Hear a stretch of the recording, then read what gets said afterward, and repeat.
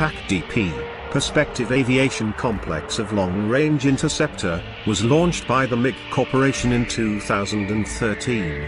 PAC-DP, dubbed by media with the unofficial designation MIG-41, is expected to replace the aging long-range interceptor MIG-31 and its variants.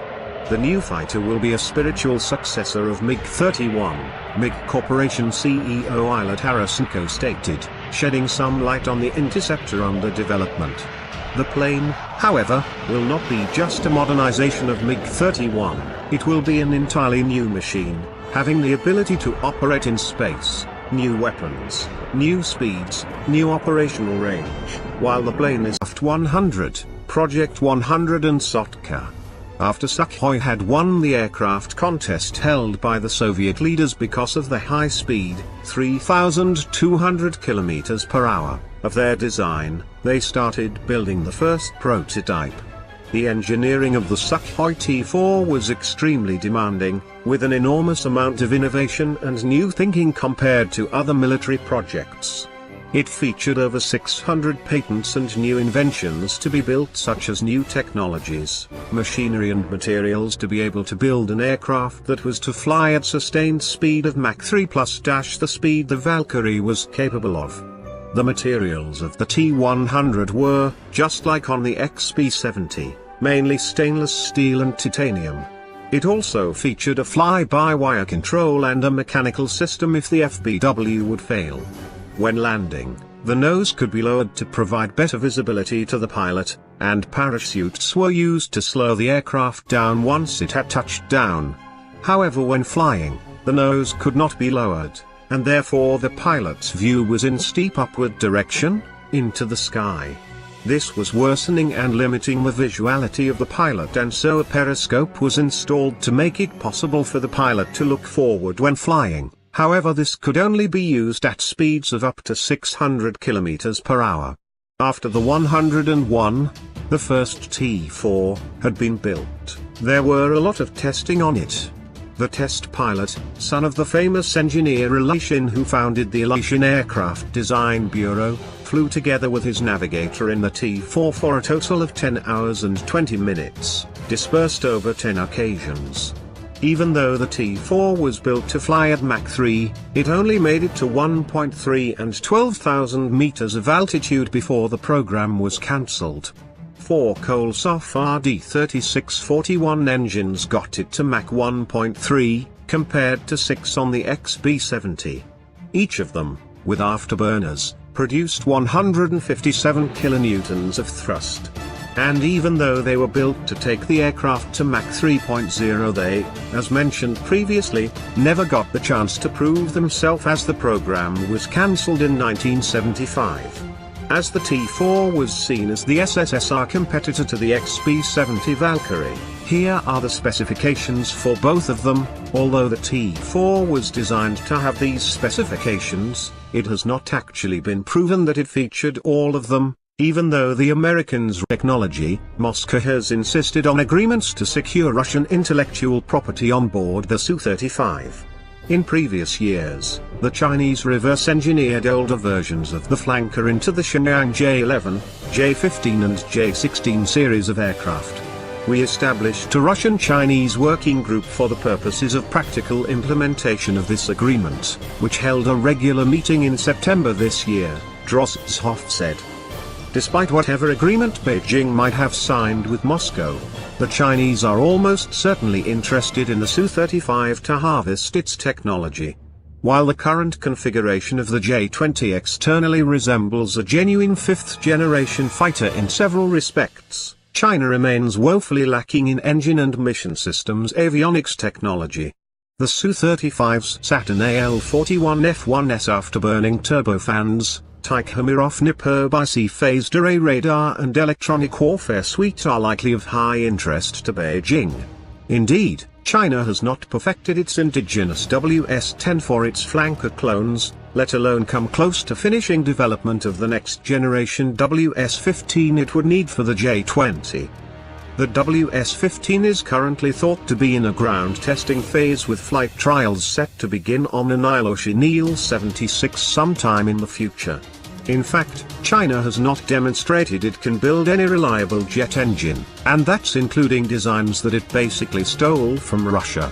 Indeed, the J-20 currently appears to be powered by twin Russian-built Saturn AL-31F engines found on the Sukhoi Su-27 and its many Chinese knockoffs.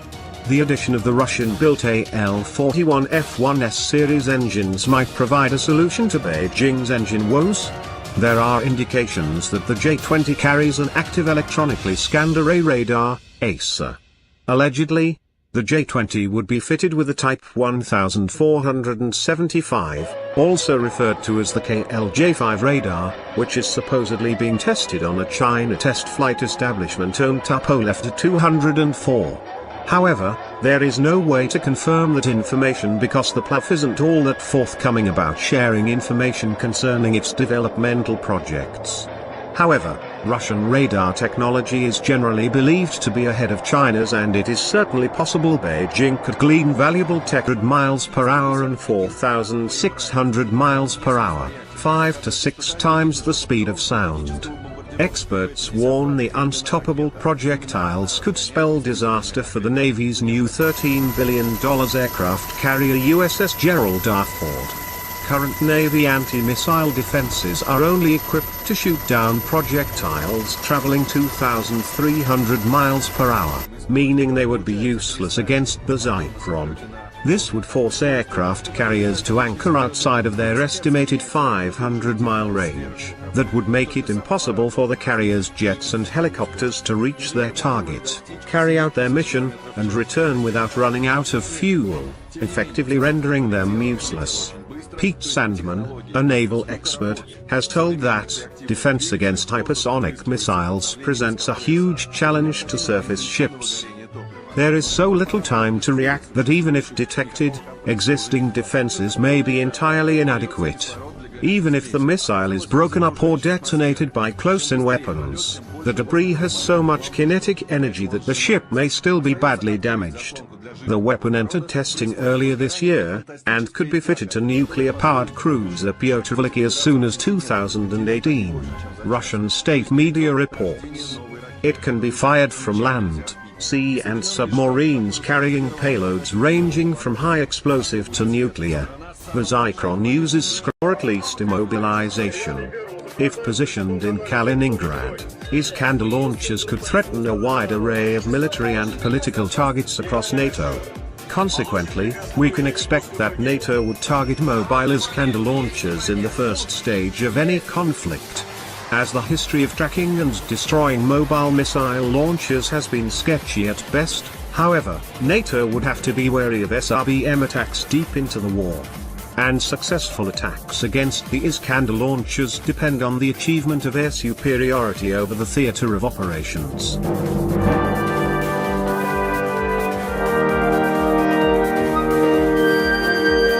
Designed as the USSR's answer to the F-15, the first flankers entered service in 1985, but production troubles kept their numbers low until the early 1990s. At that point, the collapse of the Soviet Union significantly reduced the overall production run. The aircraft of the flanker family combined size, range, speed, and wicked maneuverability into a single deadly platform. With gaunt, unforgiving lines, the flanker is not a beautiful plane, but its appearance does suggest danger. The Russian Air Force continues to operate several hundred flankers in various configurations. The basic flanker frame has proven remarkably flexible for upgrade, and has become the platform of choice for discerning fighter customers. Variants of the flanker include the Su-30 multi-role fighter, the Su-33 carrier-based fighter, the S-34 fighter bomber, the Su-35 air superiority fighter, and several Chinese knockoffs. The flanker has never met the most advanced Generation 4 and Generation 4.5 aircraft in combat, and it obviously has never engaged the F-22.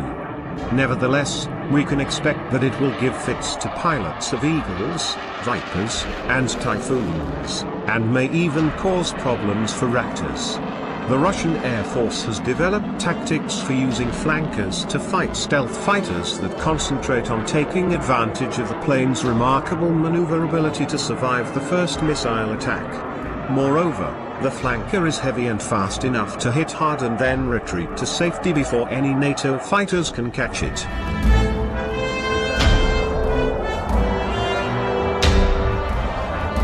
The entire Western way of war depends on the achievement of air supremacy.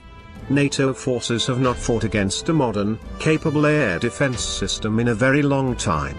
During that time, the cost of NATO fighter bombers has metastasized, making the loss of a single aircraft very nearly a national fiscal catastrophe. An S-400 battery has 3 kinds of missiles, each intended to engage aerial targets at different ranges.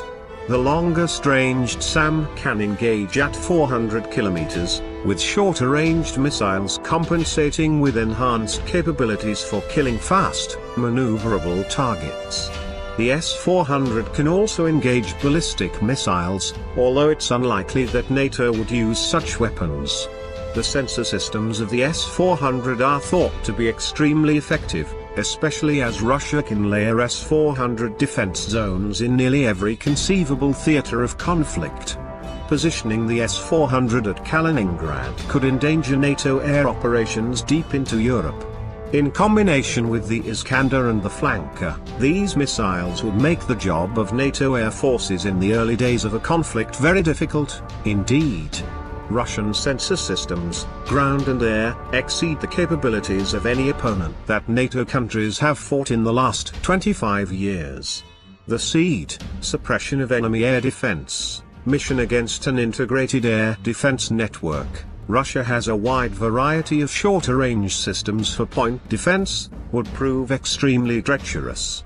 At least in the early days of the war, the S-400 and its associated systems could neutralize NATO air power, undermining one of the central pillars of the Western way of war. NATO forces developed an extremely capable anti-submarine system during the Cold War, including aircraft, attack submarines, stationary sensors, and surface ships. The collapse of the Soviet Union dramatically reduced the Russian submarine threat, with the eventual consequence of a reduction of NATO anti-submarine warfare (ASW) capabilities. While NATO forces, and especially US forces, have continued to pursue ASW, they no longer can draw upon the resources they enjoyed during the Cold War. And yet Moscow's defense ministry, Russia is developing the Bargzin Railroad Combat Missile Complex as it struggles to get its Satan II weapon ready, which has been in the pipeline since 2009. The Bargzin Ghost trains can travel 1,500 miles, 2,400 kilometers, in a day and will be disguised as ordinary passenger or freight trains, making them virtually impossible to identify. Both nuclear weapons are being made more sophisticated and potentially devastating as tensions between Russia and the US escalate. According to Pravda, the official newspaper of Russia's Communist Party, the Satan II missile and the Bargzin missile complex are on the level of absolute readiness. For their implementation, should the relevant decision be made to include the projects in the state armament program. Development of these two weapons has often been delayed, but Russian Deputy Prime Minister Dmitry Rogozin said on Thursday that Moscow's defense ministry is beginning work immediately. The RS-28 armored missile, dubbed Satan II by NATO, has a top speed of 4.3 miles, 7 kilometers, per second and has been designed to outfox anti-missile shield systems. It could deliver warheads of 40 megatons, 2,000 times as powerful as the atom bombs dropped on Hiroshima and Nagasaki in 1945. Russia unveiled the first images of its largest ever nuclear missile back in October 2016. The weapon is also able to evade radar. It is expected to have a range of 6,213 miles, 10,000 kilometers, which would allow Moscow to attack London and other European cities as well as reaching cities on America's west and east coasts. The missile will replace the R-36 Voyvoda, which NATO dubbed Satan back in the 1970s and was meant to be used by 2019. The Bargzin nuke train complex is also an improvement on a previous design.